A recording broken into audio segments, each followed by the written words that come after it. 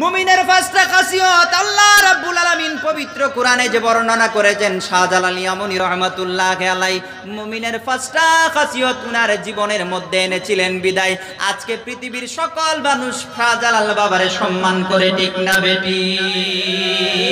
এখন আসুন আর একটু সামনে বাড়ি। আমি বলেছিলাম যখন মুমিনের পাঁচটা বৈশিষ্ট্য তৈরি হবে, মহান আল্লাহ রাব্বুল আলামিন মানুষদেরকে, পৃথিবীর মুমিনদেরকে তিনটা পুরস্কার দিবেন, ঠিক না বেটি? তিনটা পুরস্কারের মধ্যে একটা পুরস্কার হচ্ছে উলাইকা হুমুল মুমিনুনা হাক্কা। তখন আল্লাহর দরবারে কি হয়? তারা প্রকৃত মুমিন হয়। লাহুম দারাজাত, তখন তাদের দরজাত বুলন্দি নসিব হয়, ঠিক না বেটি? তারপরে আমার আল্লাহ রাব্বুল আলামিন বলেন ওয়া মাগফিরাতুন, মহান আল্লাহ রাব্বুল আলামিন তাকে ক্ষমা করে দেন। কি ক্ষমা করে দেন? কারণ মানুষের জিন্দেগিতে, পিছনের জিন্দেগিতে কিন্তু মানুষ অনেক ভুল করে থাকে, ঠিক না বেটি?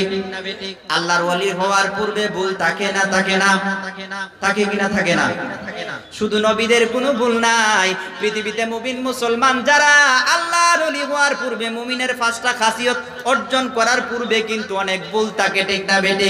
আমার আল্লাহ রাব্বুল আলামিন বলেন এত ভুল যে আমার বান্দা বান্দি করেছে, এই মুমিনের পাঁচটা বৈশিষ্ট্য অর্জন করার কারণে আমার আল্লাহকে ওয়া মাগফিরাতুন, আমি তাকে কি করি? মাগফিরাত দিয়ে দেই। এরপরে আমার আল্লাহকে ওয়া রিজকুন কারীম, আমি আল্লাহ তারে সম্মানিত রিজিক দিয়ে থাকি। জোরে কোন সুবহানাল্লাহ। মহান আল্লাহ যদি মানুষের সম্মানিত রিজিকের ব্যবস্থা করেন, চাকরির দরকার আছে? দরকার আছে? কারণ কোন নেতার উপর নির্ভর করার দরকার আছে? কোন ব্যক্তির উপর নির্ভর করার দরকার আছে? খাওয়াবেন কে? খাওয়াবেন কে? আমার আল্লাহ বলে কিভাবে খাওয়াবেন? আমার আল্লাহ কয় রিজকুন কারীম, আমি আল্লাহ নিজে তারে সম্মানিত রিজিক দেই, ভালো রিজিক। কি রিজিক দেয়? এখন রিজিক তো আমি তো কিছুক্ষণ পূর্বে আমি বুরহান ওই করে খেয়ে এসেছি, এটাও রিজিক বন্ধুরা আমার। আর হালাল রিজিকও রিজিক, ঠিক না বেটি? একজন লোক চুরি করে খায়, কোটি কোটি টাকার মালিক, সেও খায়। আর একজন রিকশাওয়ালা সারাদিন কষ্ট করে, সারাদিন ওই মাথার গাম পায়ে ফেলে দিয়ে সে খায়, এটাও রিজিক, ঠিক না বেটি? দুই রিজিকের মধ্যে কি পার্থক্য তৈরি হলো? পার্থক্য তৈরি হয়েছে। বলে হয়েছে একটা কষ্টে উপার্জিত হালাল রিজিক, আর একটা চুরি ডাকাতি করে খাওয়া রিজিক, ঠিক না বেটি? এখন বন্ধু আমার, যখন মুমিনের মধ্যে পাঁচটা বৈশিষ্ট্য চলে আসে, আল্লাহ যখন মুমিন রে কি করেন? উত্তম রিজিক দিয়ে থাকেন, তখন কোন নেতার পিছনে ঘুরেন না, নেতৃত্ব দেওয়ার জন্য চিন্তা করেন না, চেয়ারম্যান হওয়ার জন্য চিন্তা করেন না, এমপি হওয়ার জন্য চিন্তা করেন না, প্রধানমন্ত্রী হওয়ার জন্য চিন্তা করেন না, রাষ্ট্রপতি হওয়ার জন্য চিন্তা করেন না। সকল কিছু ছেড়ে দিয়ে সে আল্লাহর রাস্তায় ঘর থেকে বের হয়ে যায়। জোরে কোন সুবহানাল্লাহ। আমার নবী বলেন তখন তাদেরকে পৃথিবীতে দেখা যায় অত্যন্ত গরিব, চিরাফারা ফকিরের মতো দেখা যায়, কিন্তু তাদের মর্যাদা কতটুকু? আমার নবী কয় রুব্বা শাসা আকবার মাদফুইন বিল আবওয়াব লাউ আকসামা আলাল্লাহি লা বাররা। জোরে কোন সুবহানাল্লাহ। তোমরা দেখবা পৃথিবীর বাদশাহী ছেড়ে দিয়ে একদল মানুষ মুমিনের পাঁচটা বৈশিষ্ট্য অর্জন করার পরে, তিনটা পুরস্কার পাওয়ার পরে সকল প্রকার বাদশাহী ছেড়ে দেই, সুন্দর সুন্দর পোশাক ছেড়ে দেই, জামা কাপড় ছেড়ে দেই, স্ত্রী পুত্র গাড়ি বাড়ির মায়া ছেড়ে দেই। মায়া ছেড়ে দেওয়ার পরে ওরা যখন তোমাদের দরজায় আসে, রুব্বা আশআসা আকবারা মাদফুইন বিল আবওয়াব, তোমাদের দরজায় যখন তারা চলে আসে, তোমরা তাদেরকে দেখো ফকিরের মতো, পাগলের মতো। আমার আল্লাহ কয় লাউ আকসামা আলাল্লাহি লা আবাররা, আল্লাহর কসম করে যদি ওই ব্যক্তি কোনো কিছু বলে ফেলে, আমার আল্লাহ ডাইরেক্ট সেটা কবুল করে ফেলে। জোরে জোরে কোন সুবহানাল্লাহ। যেমনি ভাবে শাহজালাল ইয়ামানী রাহমাতুল্লাহি আলাইহি জায়নামাজ রে নৌকা হওয়ার নির্দেশ করার পরে জায়নামাজ নৌকা হয়ে যায়, ঠিক না বেটি? আরেকটু উদাহরণ দিলে আপনারা বুঝতে পারবেন। পৃথিবীতে একজন বাদশা ছিল, তার নাম বাদশা আবু বিন আদহাম, ইব্রাহিম বিন আদহাম নাম শুনেছেন আপনারা? বলকের জবরদস্ত বাদশা ছিলেন। উনার বাবা পৃথিবী বিখ্যাত একজন আল্লাহর ওলি ছিলেন।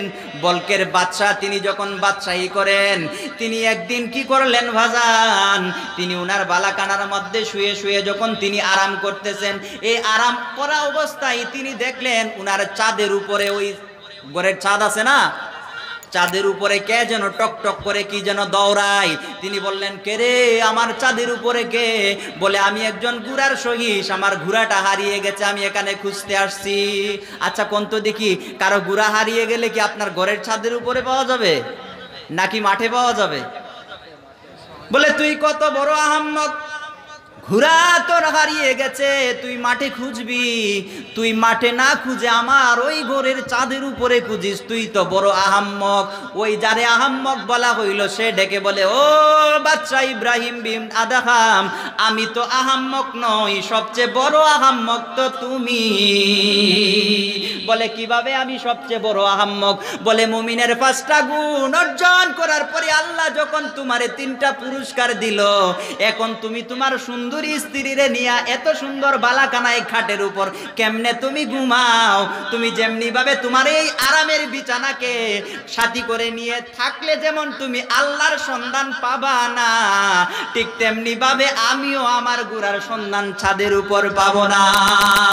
আবু বিন আদহাম তিনি উনার এই ভালাকানা রাষ্ট্র, উনার দেশকে সব কিছু ছেড়ে দিয়ে তিনি উনার সুন্দর সুন্দর জামা কাপড়, পায়ের সুন্দর জুতা, বাদশাহী সব কিছু ছেড়ে দিয়ে তিনি রাতের অন্ধকারে ঘর থেকে বের হয়ে গেলেন। বলকের বাদশা যখন ঘর থেকে বের হয়ে গেলেন বাদশাহী ছেড়ে দিয়ে, উনার দেশের প্রজারা উনারে খুঁজে, হাই রে হাই, দেশের মধ্যে তো বাদশা নাই, দেশটা কিভাবে পরিচালিত হবে? দেশে যদি বাদশা না থাকে দেশ ভালো করে পরিচালিত হয়? নেতৃত্ব কেউ কাউকে না কাউকে দিতে হয়। এখন নেতা নাই, দেশ কিভাবে পরিচালিত হবে?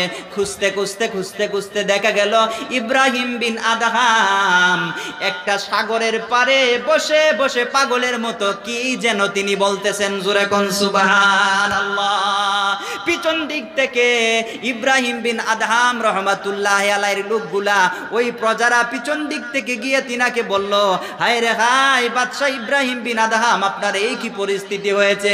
আপনি এত বড় বাদশা ছিলেন, না চাইতে আপনার সম্মুখে কত কিছু চলে আসতো, কত রাজা ছিল, কত প্রজা ছিল, কত মানুষ আপনার পক্ষে ছিল, কত সুন্দর বালাকানা ছিল, কত আরামের জিন্দেগি আপনি করতেন, দুলি বালু নিয়ে চিরাপাড়া ফ্যাশন করে। আপনি আজকে এমন জায়গার মধ্যে বসে আছেন, কেউ আপনাকে দেখার কেউ নাই। সবাই বলতেছে, ইব্রাহিম বিন আদহাম রহমাতুল্লাহ আলাইহি কয়, রে তোরা মনে করেছিস ওই বাদশাহী বুঝি আমার বড় বাদশাহী? তোরা কি আমার বাদশাহী দেখতে চাস? বলে, কি বাদশাহী আপনি দেখাবেন? শরীরে তো কাপড়ই নাই। সুবহানাল্লাহ। বলে, আপনার বডিতে তো কোনো কাপড়ই নাই, আপনি কি বাদশাহী আপনি দেখাবেন? বলে, তাইলে আমার বাদশাহী দেখ। হযরত ইব্রাহিমের কিতাবে এসেছে, ইব্রাহিম বিন আদহাম রাহমাতুল্লাহ আলাইহি উনার ছেঁড়া কাপড়টা তিনি তখন সেলাই করছিলেন। উনি ওই ছেঁড়া কাপড় যেটা দিয়ে সেলাই করছিলেন, সুই, একটা লোহার সুই, চংকরা সুই, তিনি এটা ওই সাগরে ফেলে দিলেন, দিয়ে বললেন, ও সাগরের মাছেরা, আমার সুইটা আমি সাগরে ফেলে দিয়েছি, ওটা আমাকে এনে দাও। জোরে কন্যা সুবহানাল্লাহ। ওরা কয়, আরে আপনি তো আহম্মক হয়ে গেছেন, সাগরের মাছ কি মানুষের কথা শুনেনি? দেখা গেল অসংখ্য গণিত মাছ, স্বর্ণের সুই, রূপার সুই, সুন্দর সুন্দর সুই নিয়ে ইব্রাহিম বিন আদহাম রহমাতুল্লাহ আলাইহির কাছে চলে আসলো। আসার পরে ইব্রাহিম বিন আদহাম কই, এই সুই তো আমার না, আমার সুইটা ছিল একটা লোহার সুই, ওই সুইটা এনে যাও। কিছুক্ষণ পরে দেখা গেল ছোট্ট একটা মাছ ইব্রাহিম বিন আদহাম রহমাতুল্লাহ আলাইহির কাছে ওই ছোট্ট সুইটা নিয়ে আসলো। জোরে কোন সুবহানাল্লাহ। ইব্রাহিম বিন আদহাম কই, এখন তোরাই বল, এই বাদশাহী বড় না ওই বাদশাহী বড়? সমুদ্রের নিচে বাদশাহী করা বড় না মাটির উপরে বাদশাহী করা বড়? এখন কিভাবে হয়েছে? ইব্রাহিম বিন আদহাম রাহমাতুল্লাহ আলাইহি কয়, ওয়ারিজকুম কারীম, মহান আল্লাহ আমাকে উত্তম রিজিক দিয়েছে, তোদের রিজিকের আমার দরকার নাই, সেজন্য ঘর বাড়ি ছেড়ে দিয়ে আমি চলে এসেছি। ওই যে পবিত্র কোরআন শরীফে এসেছিল, যখন বান্দার মধ্যে বিভিন্ন খাসিয়ত, মুমিনের খাসিয়ত চলে আসে, সবকিছু আল্লাহর রাস্তায় ব্যয় করে দেয়। ইব্রাহিম বিন আদহাম রাহমাতুল্লাহ আলাইহি সবকিছু ব্যয় করে দেওয়ার কারণে তার মধ্যে এমন পজিশন চলে এসে তিনি সাগরের মধ্যেও বাদশাহী করতে পারেন, ঠিক না বেটি? এখন আমরা মুমিনের 5টা বৈশিষ্ট্য অর্জন করতে চাই কি চাই না? যদি চাই আল্লাহ 3টা পুরস্কার দিবেন, কে দিবেন না? কোন নেতার উপর নির্ভর করতে হবে, চাকরির উপর নির্ভর করতে হবে, কোন ব্যক্তির উপর নির্ভর করতে হবে কোনো কিছুর উপরে নির্ভর করতে হবে না। আমার আল্লাহ কই ওমান ইয়াতাওয়াক্কাল আলাল্লাহি ফাহুয়া হাসবু। ওই বান্দা তুই যখন আমার উপর নির্ভর করবি আমি আল্লাহই তোর জন্য যথেষ্ট। জোরে কোন সুবহানাল্লাহ। ওয়া আখিরু দাওয়ানা আলহামদুলিল্লাহি রাব্বিল আলামিন। আসসালামু আলাইকুম ওয়া রাহমাতুল্লাহি ওয়া বারাকাতুহু।